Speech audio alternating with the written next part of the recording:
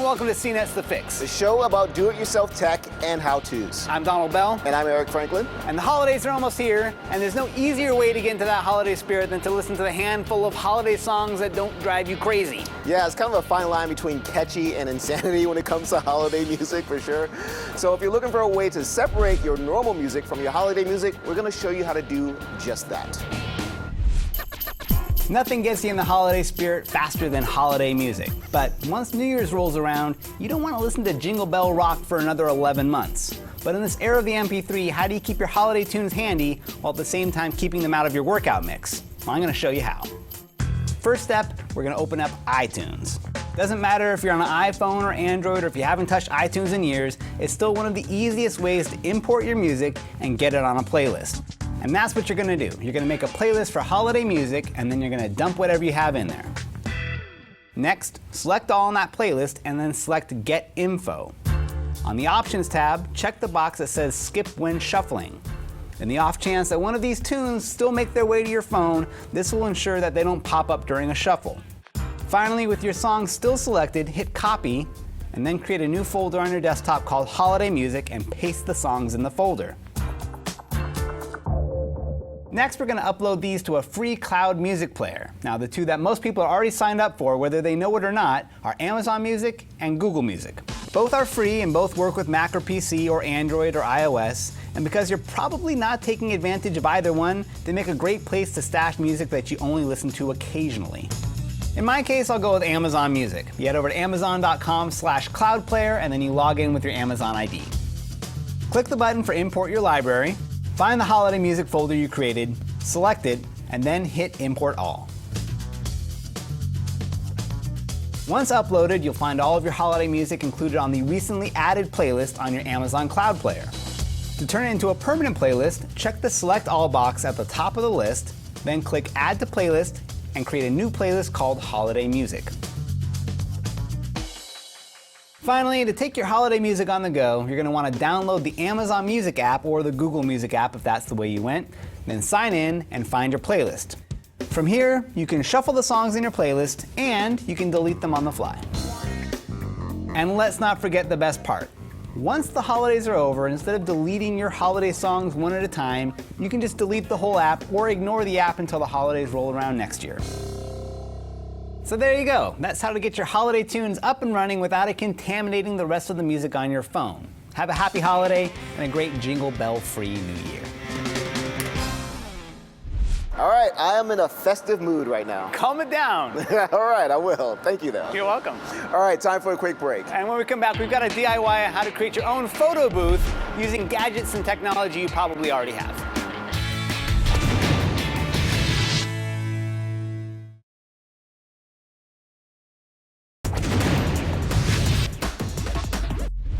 Welcome back.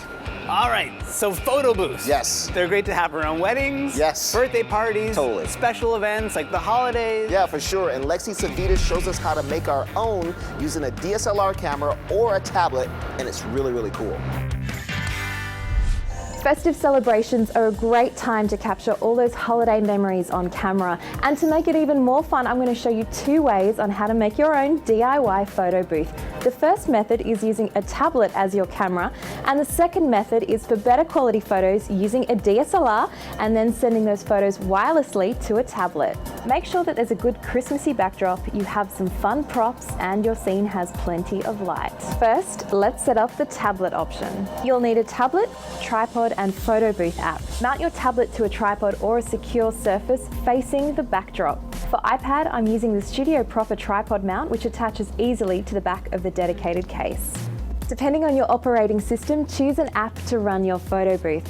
I'm going to use Pocket Booth for this demo, and it runs on both iOS and Android. Like a real photo booth, it takes 4 photos in a row and arranges them in a strip after they've been taken. This method is quick and fun, but using the front-facing camera doesn't always produce the best quality shots. So for the best photos you can get, I'm going to show you a DSLR method. Grab your camera and an iFi Mobi card. It's got built-in Wi-Fi, so it can transfer images to a tablet or smartphone automatically. It's also compatible with the majority of cameras on the market, even older models.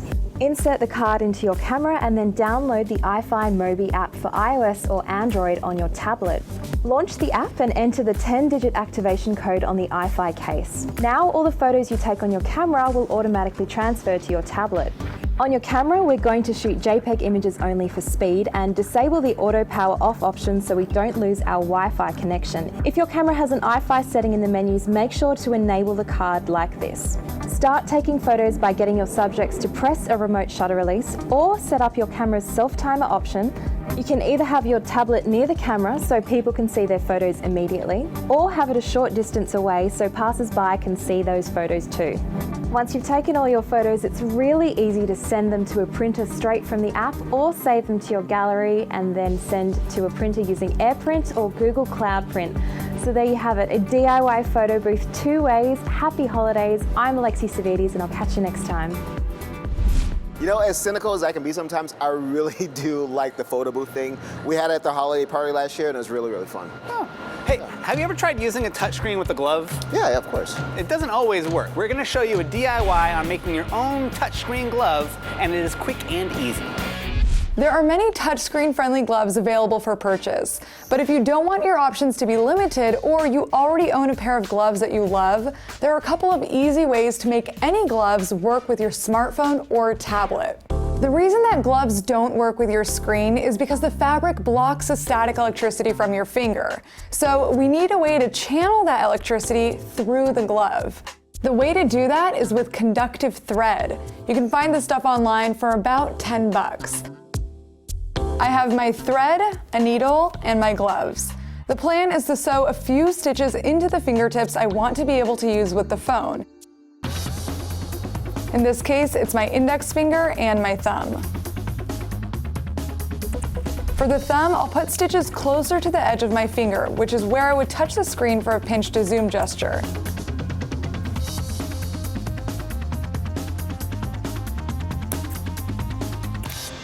Now, if I did this correctly, it should work with my screen. It won't work with my fingerprint scanner, of course, but I should still be able to unlock my phone and enter my password. Oh yeah. It works perfectly. Let's try that pinch to zoom.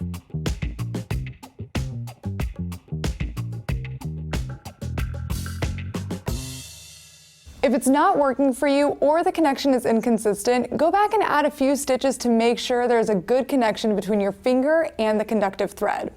Another way to make your gloves touchscreen friendly is by using a product called Nanotips. It's a conductive liquid specifically designed to make any gloves touchscreen friendly.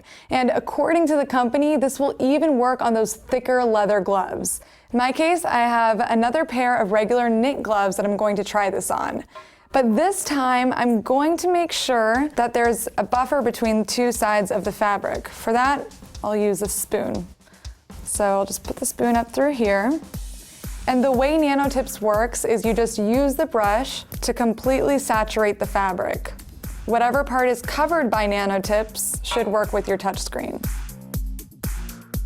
If you let Nanotips air dry, it'll take a couple of hours. But if you want to speed up the process, you can use a hair dryer, and that should only take a couple of minutes.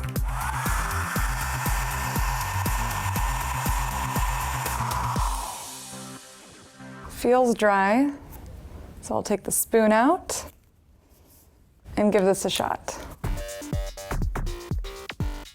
Okay. So if you're finding that it's not responsive, you might want to go back and add a few more layers of the solution to make sure that there's a really good connection. But once you're there, you should be able to use the gloves with your touchscreen with no problem. And what's great about Nanotips and even the conductive thread is that you should have enough material to take care of more than one pair of gloves.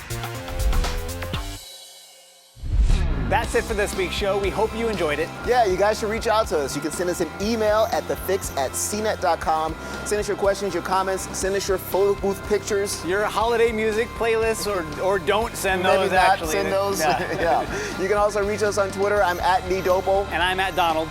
See you next time, guys. Right here on The Fix. See ya.